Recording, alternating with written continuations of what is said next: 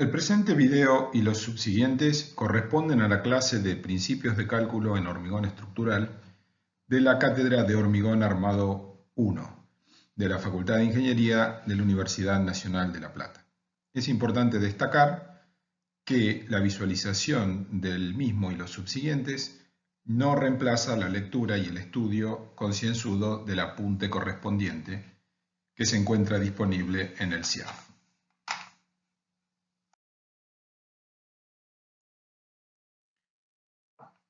Esta clase de principios de cálculo va a estar dividida básicamente en dos partes. La primera, y probablemente la más extensa de ambas, corresponde al concepto de seguridad estructural, aplicada en particular a estructuras de hormigón armado, pero con bastante generalidad al resto de las estructuras. En una segunda parte, un poco más corta, vamos a analizar algunos conceptos y algunas metodologías que utilizamos en el análisis del hormigón estructural que difieren de metodologías aprendidas en cursos, por ejemplo, de estructuras 1, 2 y 3, y vamos a justificar la posibilidad de su utilización. Comenzaremos entonces con la primera parte, que es la que corresponde a los conceptos generales de seguridad estructural. Resulta bastante natural pensar que una estructura debe ser confiable. ¿En qué consiste la confiabilidad de la estructura? Básicamente en que debe cumplir determinados estados límites que pueden ser últimos, es decir, de rotura o de colapso, pero también debe cumplir estados límite de servicio. La diferencia entre ambos estados límite es que los primeros, los últimos, como dijimos anteriormente, se corresponden con colapso, destrucción o rotura de una estructura, o no necesariamente de una estructura en general, pero por lo menos de una sección de una estructura. Los estados límite de servicio están relacionados con justamente la serviciabilidad de la estructura, por ejemplo, que no tenga flechas excesivas, que no experimente vibraciones que resulten molestas o incompatibles con el uso de la misma estructura. Pero siempre estamos hablando de situaciones en las que no existe un riesgo de colapso o de rotura. El concepto de seguridad puede ser aplicado a ambos estados límite último, pero en esta clase vamos a hacer hincapié o nos vamos a concentrar en los estados límite últimos. La razón por la que vamos a hacer eso es porque, a partir de su propia definición y por tratarse de situaciones en las que puede haber una rotura o un colapso de la estructura, naturalmente van a tener un gran impacto en la sociedad o en todos los protagonistas de su proceso de diseño, construcción y también de utilización. En general, el no cumplimiento de un estado límite último puede derivar en grandes pérdidas económicas y aún en pérdidas de vidas humanas o en heridas de seres humanos. Por lo tanto, el no cumplimiento de un estado límite último necesariamente tiene un alto impacto, de mayor o menor magnitud, pero siempre un alto impacto. Por esa razón, lo que vamos a establecer es que la probabilidad de que ocurra un estado límite último o la probabilidad de falla de una estructura o de una sección de una estructura sea muy baja. Este concepto de que la probabilidad de falla o la probabilidad de incumplimiento del estado límite último de una estructura sea muy baja es fácil de enunciar desde el punto de vista conceptual, pero no tan fácil de materializar numéricamente. Es decir, cómo establecer las metodologías de cálculo que derivan en el hecho de que la probabilidad de falla de esa estructura es realmente muy baja. Y precisamente en este aspecto nos vamos a concentrar y vamos a focalizar esta primera parte de la clase en mostrar de qué manera los reglamentos de cálculo de hormigón armado garantizan que la probabilidad de falla de una estructura sea muy baja sin la necesidad de calcular esa probabilidad de falla numéricamente.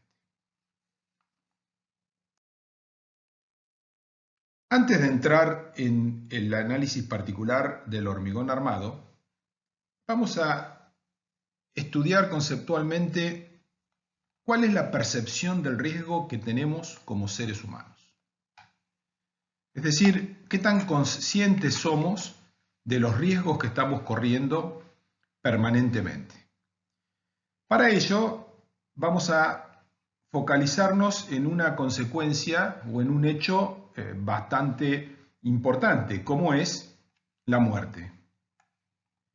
Entonces, vamos a estudiar estadísticamente las causas de muerte en Argentina en el año 2016, organizadas de mayor a menor incidencia por el tipo de causa que ha derivado en el deceso. Por supuesto que el riesgo no necesariamente está relacionado solamente con la muerte, está relacionado con cualquier evento que nos pueda suceder. Lo que pasa es que a efectos de estudiar qué tanta percepción o qué tanta capacidad tenemos los seres humanos para calibrar los riesgos y para establecer cuál situación es más riesgosa que otra, es bastante interesante estudiar la muerte por el impacto que tiene en cada uno de nosotros.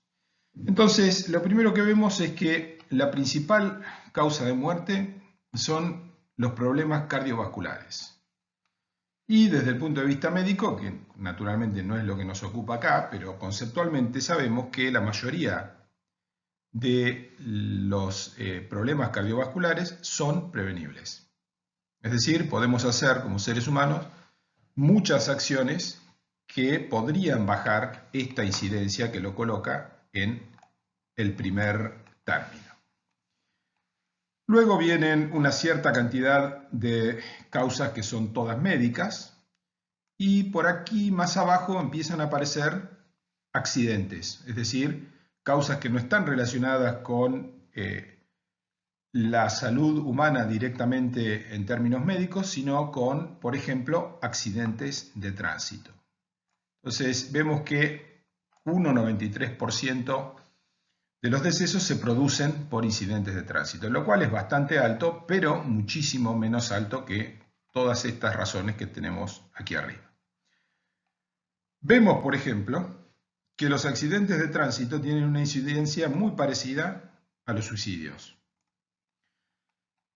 Y para focalizar en un ejemplo que tiene mucho impacto social, que las muertes por homicidio, es decir, directamente relacionadas con delitos, tienen a su vez muchísima menos incidencia, menos que la mitad, que las muertes por accidentes de tránsito. ¿En qué sentido se relaciona esto con la percepción? En el sentido de que como seres humanos estamos muchísimo más preocupados y tomamos muchas más acciones en términos de asegurar o de tratar de asegurar lo que llamamos en términos generales la seguridad. Entonces, los medios de comunicación tienen el tema permanentemente en sus titulares, ponemos alarmas, nos preocupamos muchísimo para prevenir este tipo de problemas y sin embargo tenemos muchísimo más riesgo cada año de tener consecuencias graves debidas a un incidente de tránsito. Algo que también podría ser prevenido, y en realidad mucho más fácilmente prevenido, y sin embargo no actuamos en esa misma dirección. Y volviendo al ejemplo de la principal causa de muerte, que además no solo en Argentina, sino en todo el mundo, en general la principal causa de muerte son los problemas cardiovasculares, al mismo tiempo que estamos muy preocupados por asegurar un sistema de seguridad domiciliaria o barrial o protestando porque el gobierno no hace lo suficiente para acabar con la delincuencia o para bajar los índices de delincuencia, no cuidamos o cuidamos mucho menos nuestra dieta, lo cual podría bajar este riesgo que tenemos tan importante en el primer puesto de esta lista en nuestro país y que, como les decía, en el mundo en general tiene un ordenamiento bastante parecido. ¿Para qué hemos estudiado estas causas de muerte? Habíamos dicho al principio que lo hacíamos para tratar de evaluar cuál es la percepción que tenemos, la percepción intuitiva que tenemos los seres humanos respecto a los riesgos verdaderos que corremos. Es decir, si sin ver este mismo esquema nos preguntan o le preguntan a cualquier persona que no vea estos números qué identifica como más riesgoso o a lo que tiene más temor de que le suceda, seguramente señalaría un homicidio por un robo, por cualquier problema de inseguridad callejera, antes que los accidentes de tránsito o cualquiera de las cosas que están por encima. Eso nos lleva a la conclusión de que los seres humanos tenemos una muy mala percepción del riesgo, es decir, una muy baja capacidad de cuantificar los riesgos que estamos sufriendo. ¿Cómo se relaciona esto con las estructuras, en general con las estructuras de hormigón armado? Lo que garantiza la seguridad frente a los estados límite últimos de una estructura, los cuales pueden terminar en decesos de personas, es decir, podrían llegar a estar en este gráfico, y más adelante en la clase vamos a evaluar esos riesgos en relación a este mismo esquema que estamos analizando. Entonces, los que nos garantizan esa seguridad son los reglamentos, que nos dan determinadas prescripciones que debemos cumplir y que si las cumplimos vamos a estar a resguardo de este tipo de riesgo, de un colapso estructural. Van a ver o van a encontrar a lo largo de su carrera personas o argumentos que les van a decir que los reglamentos son excesivamente seguros, que no hay ninguna razón para tomar tantos recaudos para hacer tan segura una estructura. Cada vez que escuchen ese tipo de afirmación, cada vez que estén a punto de tentarse y pensar lo mismo, recuerden lo que acabamos de ver. La percepción del riesgo del ser humano, la capacidad de cuantificar los riesgos es mala. No tenemos una capacidad intuitiva de definir qué es más riesgoso en términos relativos.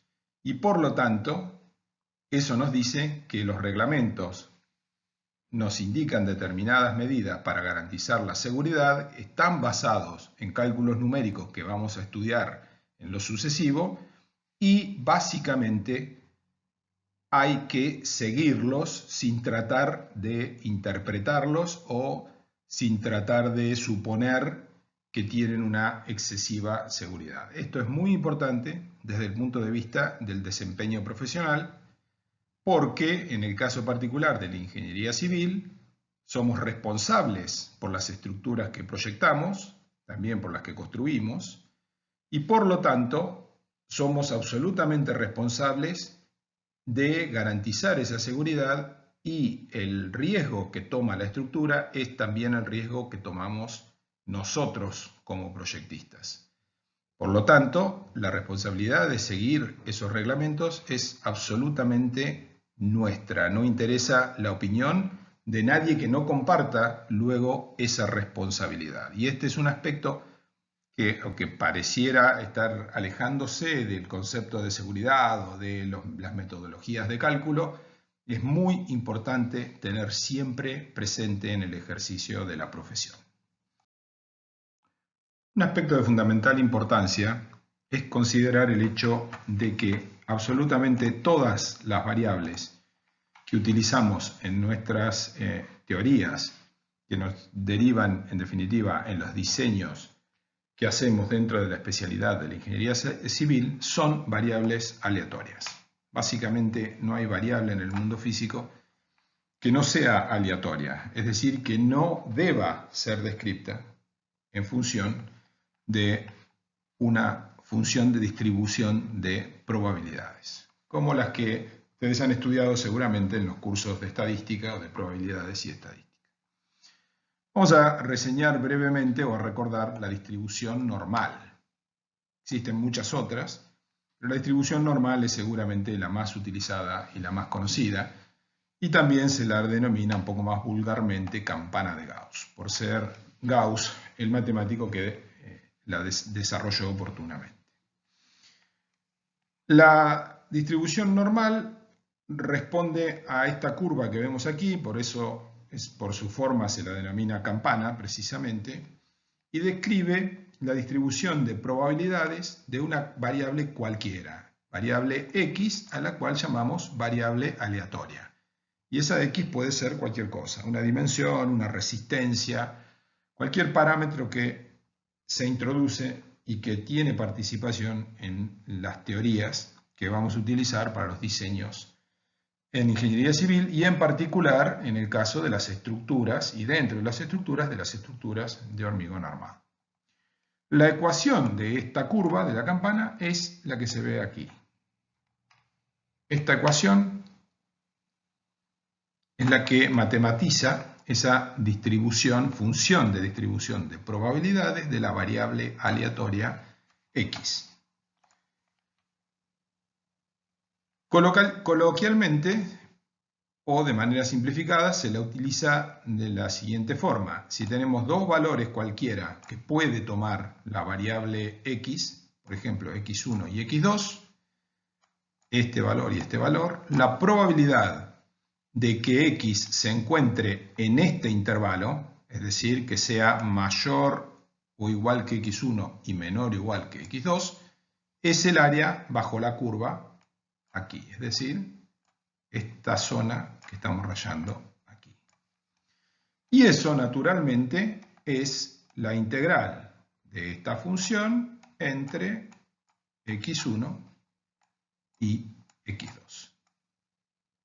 La función de distribución de probabilidades, recuerden, no tiene una importancia en términos de valores únicos de la función, sino siempre en términos de integrar la función entre dos números, y eso da la probabilidad de que la variable esté entre esos dos números. En particular, también podemos evaluar la probabilidad de que la variable sea menor o igual que un determinado valor de la variable x. Entonces, si nosotros tenemos aquí x3 y la probabilidad de que x sea menor que x3 va a ser el área bajo la curva aquí, y entonces lo que vamos a tener es la integral entre menos infinito y x3 de f de x.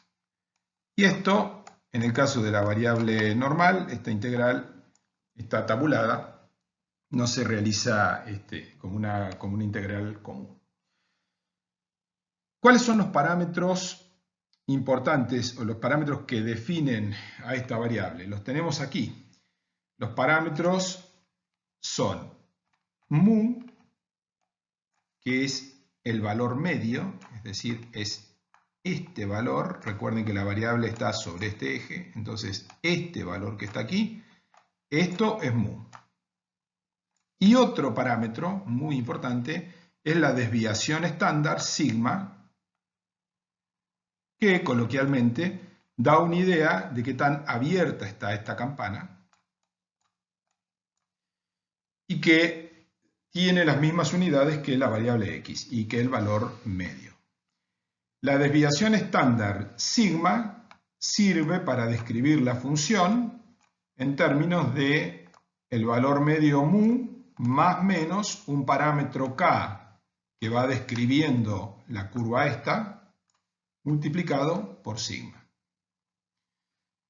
Y si dividimos a la desviación estándar sobre el valor medio, tenemos una idea de qué tan dispersa es la variable en términos relativos a su valor promedio, lo cual tiene mucho más importancia desde el punto de vista ingenieril que la desviación estándar en sí mismo.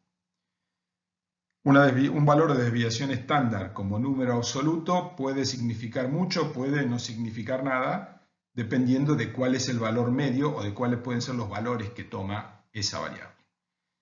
Cuando hacemos ese cociente, obtenemos una medida de la variabilidad relativa al valor promedio de la variable que llamamos delta o coeficiente de variación. También se lo denomina de esa manera. Por supuesto, esto es lo que recordamos muy brevemente de la distribución normal. Vamos a ver que, o recordemos también muy brevemente, que podemos tener variables con otras formas, no necesariamente simétricas, como es esta campana de Gauss o distribución normal.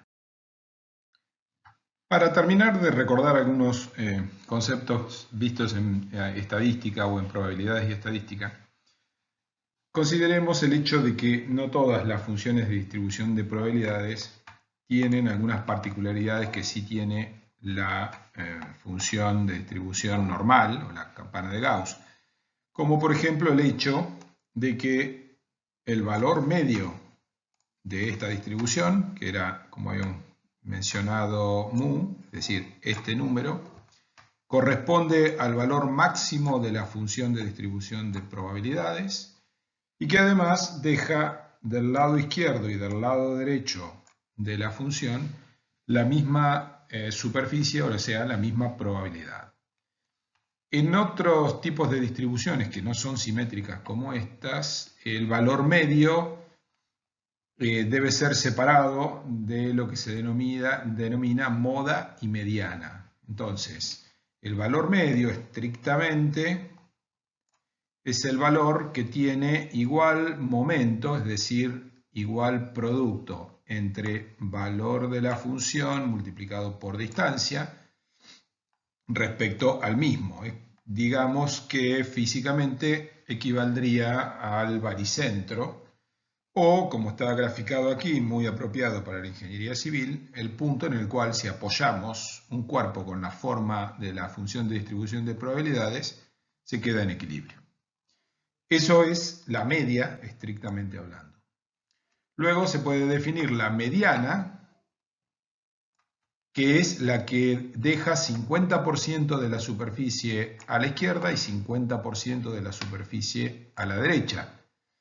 Y la moda, que es el valor para el cual se tiene el máximo de la función de distribución de probabilidades. Es fácil ver que la distribución normal efectivamente condensa en un único número esos tres parámetros, la media, la mediana y la moda, y es lo que venimos llamando valor medio. Introduzcamos ahora otro concepto, que es el concepto de valor nominal.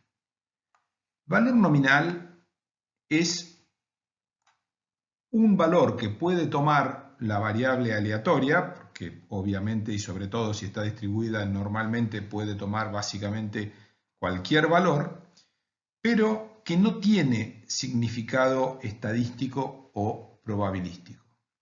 Como vimos anteriormente, el valor medio o el promedio tiene un significado probabilístico en el sentido de que esto que está aquí, que es el valor medio de esta distribución normal que está graficada ahí, es decir, este valor que toma la variable, en este caso más o menos 32, sin mencionar de qué variable estamos hablando, es el que entra en la definición de la función f de x de la distribución normal o distribución de Gauss.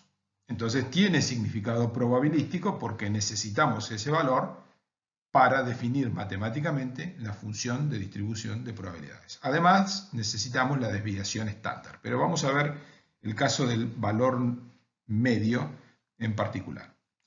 Aquí llamamos un valor nominal. Si nosotros decidimos identificar esta variable con un valor cualquiera, este, por ejemplo, que está aquí, ubicado, en principio, en este caso, aleatoriamente.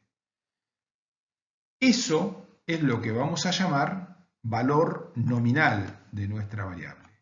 ¿Y por qué tiene importancia? Porque es el valor que vamos a utilizar en los cálculos. Es decir, mencionábamos anteriormente que cuando analizamos una teoría, por ejemplo, en la teoría de las estructuras, cuando decimos que el momento flector en el centro de una viga simplemente apoyada es Q por L cuadrado sobre 8, entonces esa fórmula no tiene, digamos, matemáticamente no expone el hecho de que las variables son aleatorias. Cuando hacemos la cuenta y se nos pide calcular el momento flector en el centro del tramo, vamos a poner, por ejemplo, un valor único de la carga Q superior, un valor único de L, vamos a hacer la cuenta Q por L cuadrado sobre 8 y vamos a reportar como resultado un único valor del momento. Todo eso es lo que denominamos valores nominales. Son básicamente y de manera un poco burda los valores que se utilizan en los cálculos. Esos valores nominales no necesariamente corresponden a, por ejemplo, el valor medio de la función de distribución de probabilidades. Por supuesto que esto introduce una complicación en el análisis probabilístico de los fenómenos estructurales y cualquier otro tipo de fenómeno. Pero sucede de esa manera.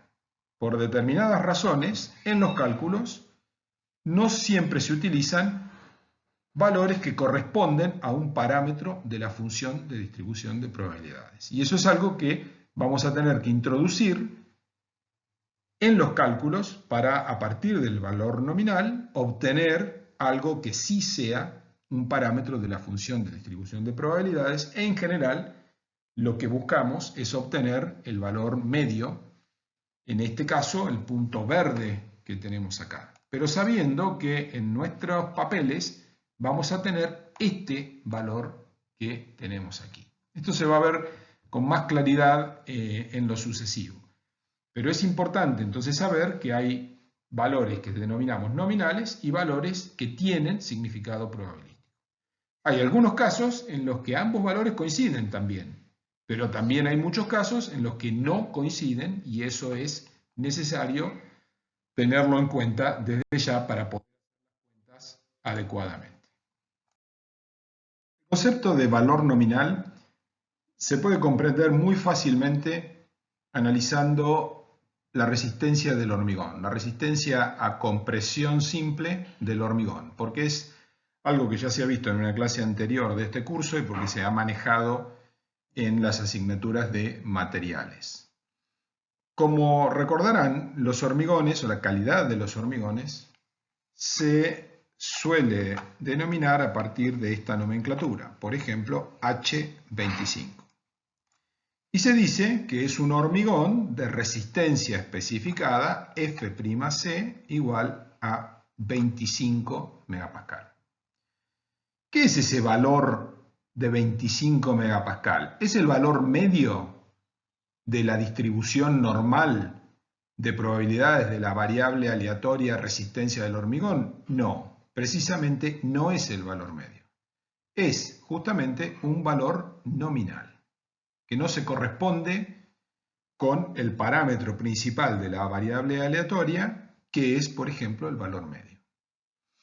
Y, como probablemente han visto en las cátedras de materiales, pero vamos a recordar ahora, si tenemos dos muestras estadísticamente independientes de un hormigón que tiene el mismo nombre, H25, es decir, nominalmente es el mismo hormigón, pero una de las dos muestras tiene, por ejemplo, un coeficiente de variación de 17,5% y la otra muestra tiene un coeficiente de variación de 10%, porque están, por ejemplo, fabricadas en plantas diferentes y la planta de 10% tiene más control claramente que el caso, que el caso 1, esto aquí debe decir caso 2, Entonces, la planta del hormigón 1 tiene menos control y por lo tanto su coeficiente de variación es 17,5% y la del caso 2 tiene 10%. Eso hace que el hormigón del caso 1 tenga un valor medio, que es el parámetro que define a la distribución de probabilidades, de 32,2 megapascal, mientras que el hormigón 2 o el caso 2 tiene un valor medio de 28,7 megapascal. Y eso es lo que vemos en este gráfico aquí arriba. El caso 1 es esta curva, la curva celeste. Es lo que tenemos aquí, FDP1. Y el caso 2 es la curva morada, que es la FDP2. Los valores nominales coinciden, porque en ambos casos, nominalmente, es el mismo hormigón. Es un H25. Por esa razón, el valor nominal de su resistencia es este punto amarillo que tenemos acá. Y es el mismo para ambas distribuciones. Pero el valor medio del hormigón de la planta que tiene menor control de calidad es este punto que está aquí, vale 32,2 megapascal, y el de la planta que tiene más control de calidad es 28,7 megapascal. Cada uno con su coeficiente de variación. Entonces, cuando describamos desde el punto de vista matemático ambas distribuciones, van a tener funciones de distribución de probabilidades diferentes. Son las dos curvas que se ven ahí, que claramente son curvas diferentes. Pero cuando hagamos las cuentas en un papel para calcular la resistencia de una columna, para ambos hormigones vamos a poner el mismo número de resistencia especificada, que es F'C igual a 25 megapascal. Entonces, este es un ejemplo típico que lo vienen viendo desde las cátedras de materiales, en los cuales denominamos a un material a partir de un valor que no es el valor medio de su función de distribución de probabilidades. Una forma más directa de ver las diferencias es, en lugar de dibujar las campanas de Gauss, que hacen más difícil ver qué tan variable es el parámetro, porque obviamente una campana más abierta tiene mayor dispersión que una campana más estrecha, eso es un concepto bastante arraigado y que queda bastante claro, pero tampoco nos da una idea de qué es lo que puede suceder en la realidad. Entonces, vamos a suponer que hacemos un experimento en que de los dos hormigones anteriores, que como dijimos, tienen la misma denominación nominal, es decir, tenemos dos hormigones que tienen el mismo nombre, H25, pero uno está hecho en una planta que tiene un coeficiente de variación de 17,5% y por lo tanto cuando hace la dosificación tiene que apuntar a un valor medio de 32,2 megapascal. La otra planta, al tener mayor control y tener un coeficiente de variación de 10%, puede apuntar a un valor medio de menor magnitud, de 28,7 megapascal. Si suponemos que obtenemos 1500 probetas de cada uno de esos hormigones de ambas plantas y graficamos los resultados, surgen los dos gráficos que tenemos aquí. Las 1500 probetas del primer hormigón, el que tiene mayor coeficiente de variación, son las que se ven aquí. Entonces vemos que podemos llegar a valores tan bajos como este que tenemos acá, de 12,5, 13 megapascal, y también, claro, al tener mayor dispersión, el valor más grande puede estar en 51, 50,5 megapascal. Pero, en definitiva, esa diferencia o esa franja entre el valor menor y el mayor es todo esto. Todo para terminar utilizando el mismo valor de 25 en nuestros cálculos. porque nominalmente utilizaremos ese valor. La planta con menor coeficiente de variación, cuando graficamos con la misma escala, ¿ven? Llegando siempre desde 10 a 60 megapascales para que se aprecie gráficamente la diferencia, vemos que tenemos unos valores mínimos que están por aquí y valores máximos que están por aquí. Entonces, la franja esa de variación es mucho más estrecha. Aun cuando en nuestras cuentas vamos a utilizar este valor. ¿Dónde está la diferencia entre estos dos hormigones? Justamente en que la dispersión penaliza más porque este material que tenemos acá es mucho más variable y vamos a ver luego que mayor variabilidad implica un material que nos va a llevar a probabilidades de falla mayores. Es decir, por esa razón, aunque nominalmente este material es igual a este, la verdad es que por su variabilidad, este material es peor que este, porque a igualdad de otros parámetros y de otras variables, implicaría una mayor probabilidad de falla de esa estructura. Vamos a avanzar un poco más. Lo que hemos visto anteriormente es un análisis estadístico de la calidad del hormigón como variable aleatoria. Pero nuestras estructuras de hormigón están compuestas de hormigón acero y tienen una determinada geometría. Habíamos dicho también anteriormente que todas las variables son aleatorias. Entonces, vamos a analizar un caso que desde el punto de vista numérico todavía no han estudiado para hormigón armado, que es la flexión simple. Pero la flexión simple ya ha sido estudiada desde estructuras 1. Entonces, si tenemos una sección rectangular de hormigón armado, como esta que vemos aquí, que tiene armaduras, que son esta armadura inferior a su S y la armadura superior A'S, ya sabemos de estructuras 1 que el momento flector se equilibra de manera interna con dos pares de fuerzas. Compresiones por un lado, y en este caso vamos a tener compresión en el hormigón, que es este bloque verde, que corresponde a esta fuerza que tenemos acá. Vamos a tener compresión en este acero que tenemos aquí arriba, que es esta otra fuerza.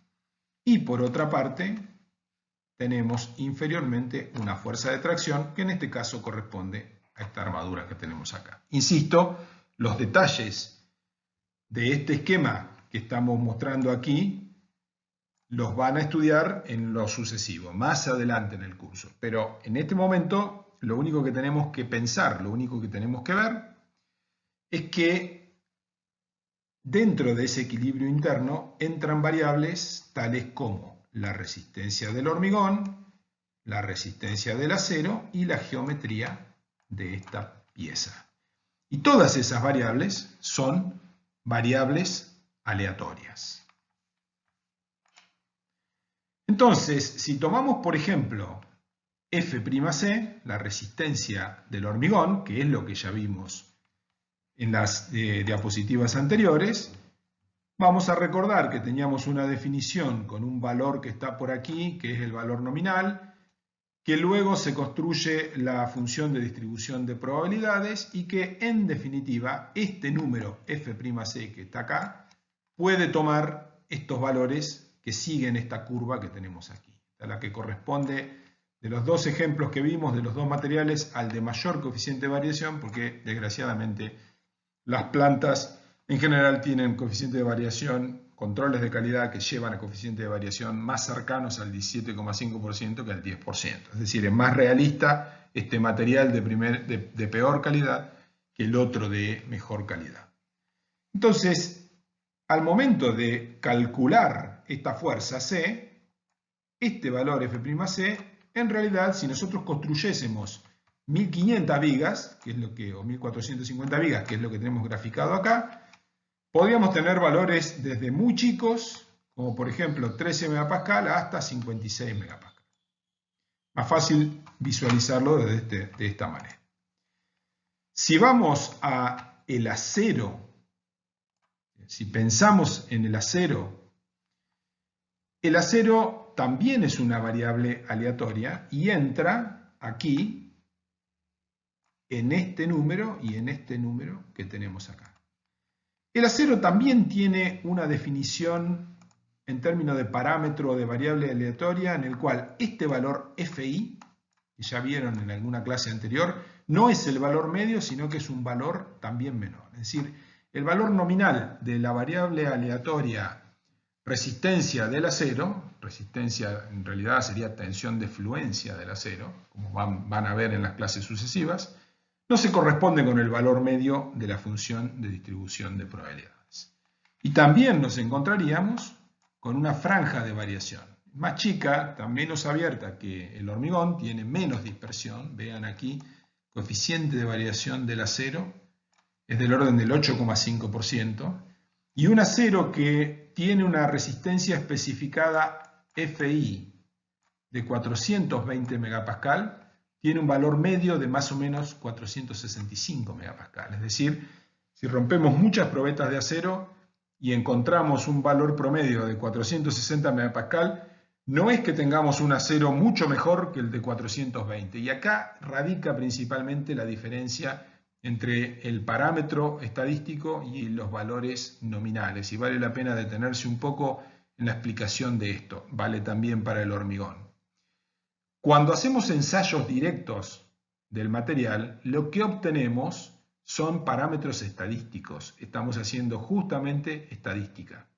Entonces, si nosotros rompemos muchas probetas de acero, o rompemos muchas probetas de hormigón también, pero veamos el ejemplo del acero, rompemos muchas probetas de acero y promediamos los valores de tensiones de fluencia, lo que estamos obteniendo es el valor medio de la función de distribución de probabilidades. Es decir, estamos obteniendo este valor que tenemos acá. Pero el valor que nosotros utilizamos en los cálculos es menor a ese valor medio, es el valor nominal. Es este valor de 420 megapascal que tenemos aquí. Entonces, el hecho de hacer muchos ensayos y obtener valores mucho mayores que el nominal no significa que tengamos que cambiar las cuentas en nuestros cálculos y cambiar el 420 por el 465. Si nuestro promedio nos diera 460 megapascal, significa que está bien usar 420 como valor nominal, porque hay una diferencia entre el parámetro estadístico de valor medio y el valor nominal.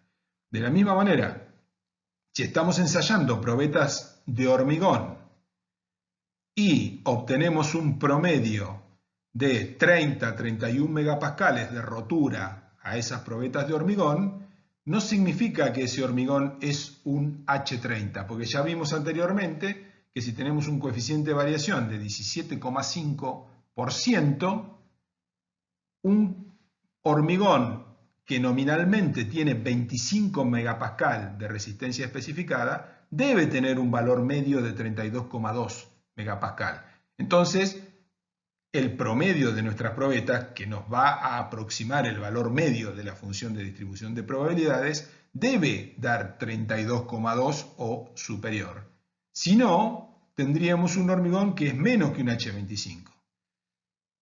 Y ahí radica, insisto, la diferencia entre valor nominal y el valor medio de la función de distribución de probabilidades. Volviendo al caso de la flexión simple y el análisis de la resistencia ya de una sección de hormigón armado como variable aleatoria, es decir, estudiar algo que se determina a partir de hacer cuentas con variables aleatorias. En este caso, en la flexión simple, las cuentas que hacemos es plantear sumatoria de fuerzas y sumatoria de momentos. En general son las cuentas que terminamos haciendo casi siempre en hormigón armado.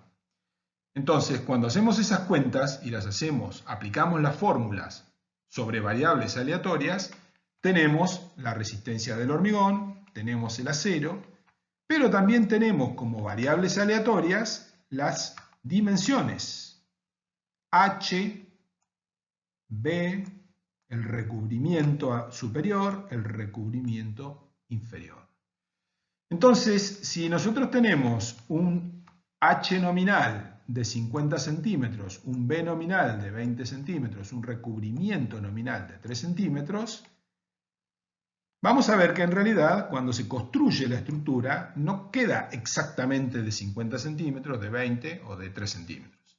Y si construyésemos los encofrados 1500 veces, repitiendo este experimento mental de generar miles de muestras de lo mismo, nos vamos a encontrar con que H, que está aquí arriba, B, que está aquí, y el recubrimiento, toman estos valores dentro de una determinada franja. En el caso de las dimensiones, los valores nominales, que son 50, 20 y 3, ¿por qué son nominales en una sección? Porque son los que ponemos en el plano. En el plano nosotros vamos a dibujar esta sección rectangular que tenemos acá, y acá vamos a poner 0,50 metros en esta cota. En esta cota vamos a poner 0,20 metros y acá vamos a poner 0,03 metros. Por eso es nominal, es lo que vamos a poner en nuestro papel, en nuestro plano. Y se va a llevar a la obra para ejecutar. Pero cuando lo ejecuten en la obra, esos números no van a ser números fijos, sino que ahí va a entrar la dispersión en la ejecución y se van a convertir en variables aleatorias y van a poder tomar estos valores que tenemos acá. En definitiva, si nosotros consideramos o combinamos, por ejemplo, para cada uno de estos 1500 pasos, los valores de la resistencia del hormigón y del acero que teníamos en las curvas anteriores y de las dimensiones, lo que va a salir es bastante obviamente que si la resistencia del acero es una variable aleatoria, la resistencia del hormigón es una variable aleatoria y las dimensiones son variables aleatorias, lo que sale de ahí, que es la resistencia nominal de la sección, en este caso a flexión, también es una variable aleatoria. No puede ser de otra manera.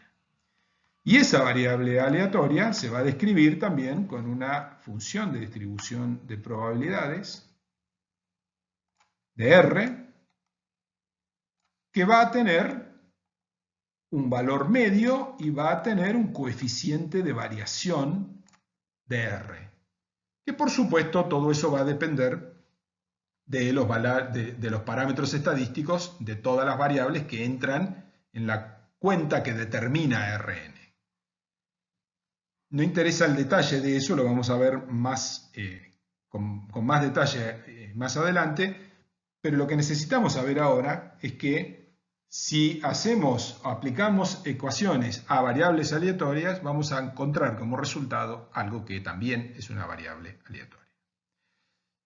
Y nos vamos a encontrar también con la diferencia entre el valor nominal de la resistencia, que es esto que está acá, y el valor medio de la resistencia. ¿Qué es el valor nominal de la resistencia? Cuando nosotros trabajamos y ponemos aquí F'C, ponemos 25 megapascal. Cuando ponemos aquí Fi, ponemos 420 megapascal.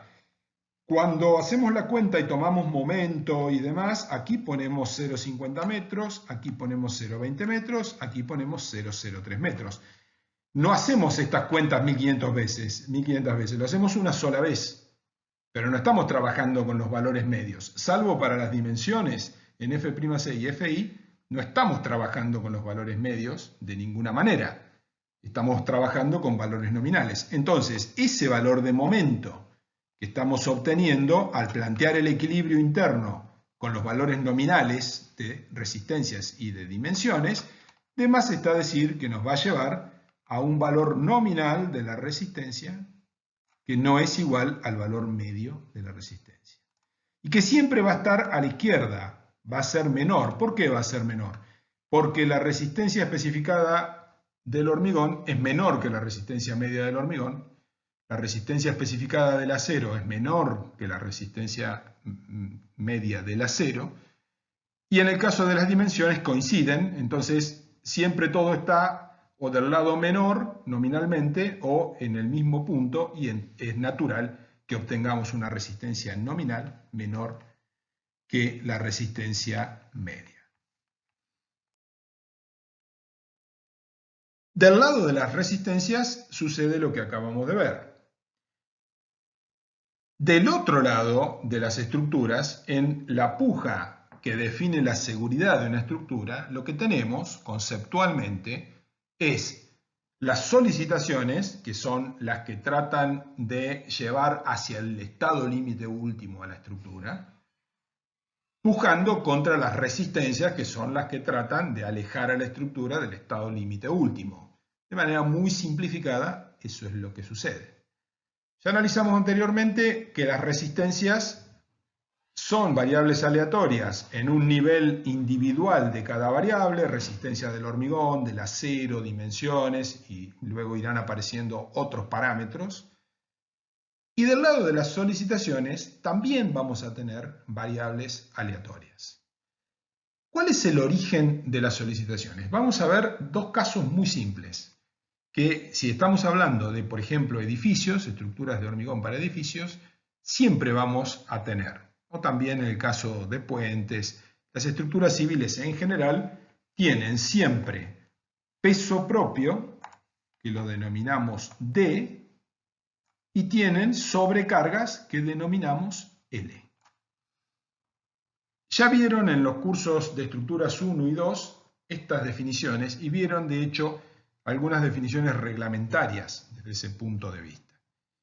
Hay otras acciones, existe el viento, existe el sismo, pero ahora vamos a concentrarnos en dos tipos de acciones porque tienen características diferentes, el peso propio y la sobrecarga. Ambas son variables aleatorias, pero esas variables aleatorias pueden tener características bastante diferentes. ¿Por qué es el peso propio una variable aleatoria? Imaginémonos lo siguiente. El peso propio es, en una estructura de hormigón, en general, el producto de volúmenes por pesos unitarios o pesos específicos. Si hablamos de exclusivamente la estructura, y no las paredes, los contrapisos y demás, pero aun cuando consideremos solamente la estructura, va a ser el producto de las dimensiones, o sea, largo por ancho por alto, que ya vimos anteriormente que son variables aleatorias, que entran también en las resistencias, por el peso unitario del material hormigón armado, que si se lo analiza estadísticamente también va a poner en evidencia que es una variable aleatoria. ¿En qué sentido esta variable tiene que ser descrita desde el punto de vista probabilístico? Básicamente, no porque la desconozcamos completamente, sino porque no es práctico determinar sus valores exactos. Es decir, conceptualmente, si tenemos una estructura ya construida, podríamos medirla completamente, podríamos calcular el peso específico con alguna metodología atómica, por ejemplo, porque no la podemos romper para calcular el peso específico, y podríamos saber exactamente cuánto pesa en cada punto de la estructura. Y eso obviamente bajaría esa incertidumbre si está construida, pero no es práctico, no es económico. Por otra parte, cuando proyectamos una estructura, en general no está construida todavía. Lo que tenemos es un plano que define la geometría y un peso unitario del material que obtenemos de un reglamento que son valores genéricos. Entonces, no sabemos qué va a resultar en el futuro cuando verdaderamente la construyan. De ahí surge la variabilidad del peso propio, fundamentalmente, de variabilidad de dimensiones cuando las construyan y variabilidad del peso específico. ¿Se podría acotar esa variabilidad una vez que la estructura está construida? Por supuesto, pero ¿qué sentido tendría ir y medir cada medio metro de la estructura y determinar peso unitario con alguna metodología cara? Lo que se hace es directamente trabajar desde el principio con una cierta variabilidad del peso específico. ¿Qué pasa con la sobrecarga? La sobrecarga tiene una variabilidad que es diferente a la del peso propio. La incertidumbre en la sobrecarga proviene del hecho de que es algo que va a ocurrir en el futuro. La variabilidad o la incertidumbre en la sobrecarga deviene del hecho de que durante los 50 años de vida útil que se asigna a una estructura en el reglamento CIRSOC 201, no sabemos exactamente qué es lo que se va a colocar encima de las losas, por ejemplo, de nuestra estructura de hormigón armado. Y que de ahí van a solicitar a las losas, a las vigas, a las columnas, a las fundaciones, absolutamente a toda esa estructura. Entonces aquí la incertidumbre ya ni siquiera podría ser acotada, como en el caso de dimensiones y pesos unitarios, con alguna metodología costosa o aunque lleve tiempo. Directamente no sabemos qué es lo que va a suceder en el futuro. Imaginémonos un edificio que tiene departamentos y que se usan para alquilar. La sobrecarga es todo lo que se ponga por encima de la losa que no está como peso propio permanente, es decir, incluye el amoblamiento, todo lo que se ponga sobre los muebles, las personas que entran ahí. Entonces, cada 3-4 años básicamente puede entrar un uso diferente y cambiar ese valor de la sobrecarga. Y en general, si los valores de sobrecarga que dan los reglamentos a primera vista parecen excesivos, recuerden lo que dije al principio de este video. Hay que atenerse a lo que dice el reglamento porque la imaginación que tienen los usuarios de las estructuras es infinita y en general esa imaginación va a ser utilizada para sobrecargar a la estructura y nunca para alivianarla.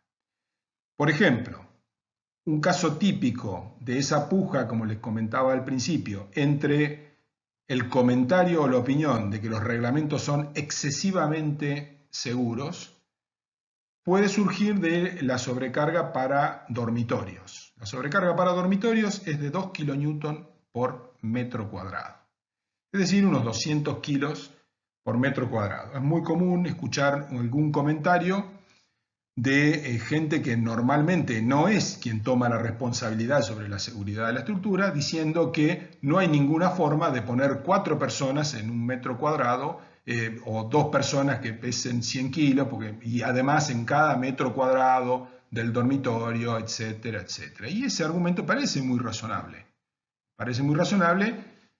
Y podríamos vernos tentados de disminuir esa sobrecarga nominal L que figura en un reglamento, el reglamento CIRSOC 101, como sobrecarga mínima a utilizar.